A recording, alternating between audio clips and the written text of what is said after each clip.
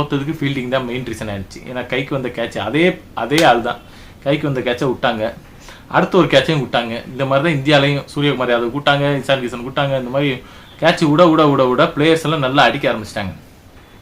சரி கிரவுண்டு பெருசாக இருந்தாலும் பரவாயில்ல, வீசுடா போகுண்டா அப்படிங்கிற மாதிரி ஆட ஆரம்பிச்சிட்டாங்க. பரவாயில்ல, ஓரளவு ஒரு 256 ரன் அடித்து பெரிய டார்கெட்டை கொடுத்து சேசிங்க்கு ஜிம்பாவே கொடுத்தாங்க. நம்மளும் ஒரு 100 120 ரன் 130 ரன்னுக்கு மேலே கூட ஜெயிச்சிருவாங்க.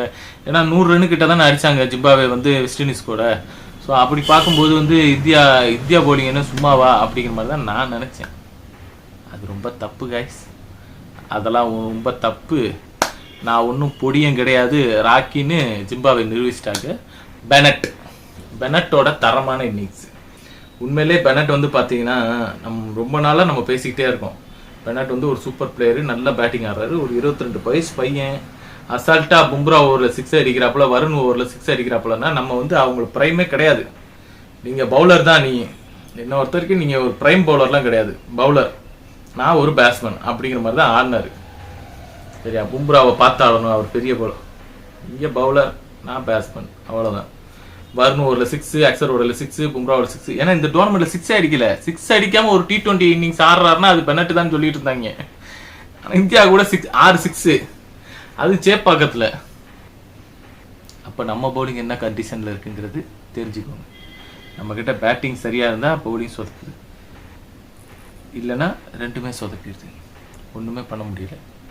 நம்ம கேப்டன் கையில் தான் இருக்குது. கேப்டன் எடுக்கிற கிரவுண்டில் ஆன் டெசிஷன் மூமெண்ட்டில் கேப்டன் எடுக்கிற டெசிஷனில் தான் இருக்குது இந்தியன் டீமு.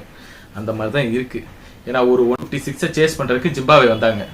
ஃபர்ஸ்ட் பார்த்தீங்கன்னா ஜிம்பாவே பெனட் சூப்பரான இன்னிங்ஸு. மறுமணியும் நல்லா ஆடினாப்புல, 20 ரன் அடிச்சாப்புல. பட் இருந்தாலும் விக்கெட் உள்ள வரிசைக்காக விக்கெட் உள்ள ஆரம்பிச்சிச்சு. கேப்டன் சிக்கந்தர் ராஜா மட்டும் ஒரு 30+ அடிச்சாப்புல. மற்றபடி எல்லாரும் 10 15 அந்த மாதிரி தான் சிங்கிள் டிஜிட்லேயே போனாங்க.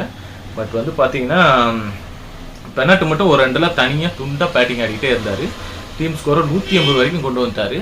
மெயின் ரீசனாக பார்த்தீங்கன்னா நம்ம பவுலிங்கில் ரொம்ப சொத்தப்புனது சிவம் டுபே தான். 2 ஓவருக்கு 46 ரன்.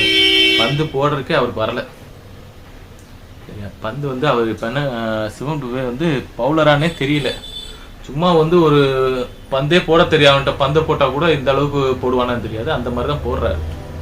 என்ன மைண்டில் என்ன ஸ்ட்ராட்டஜி வச்சுருக்காருன்னு தெரியல. இப்போ சூரியகுமார் யாதவ் ஏன் சிவம் டுபேவை அந்த அளவுக்கு நம்புறாருன்னு தெரிய மாட்டேங்குது. 5 பவுலர் இருக்கும்போது 5 பவுலரே போட்டு முடிச்சிருந்தாங்கன்னா ஒரு 120 ரன்னில் வின்னு கிடச்சிருந்தா நம்ம ஒரு ரெட்டர் ப்ளஸில் போயிருக்கலாம். அதை விட்டுட்டு இதுவும் வார்ம் அப் கேம் மாதிரியே ஆடினா ஒன்றும் பண்ண முடியாது. சரியா, இன்னைக்கு ஹார்திக் பாண்டியாவும் நல்லா போட்டாப்ல, அசரப் சிங்கும் நல்லா போட்டு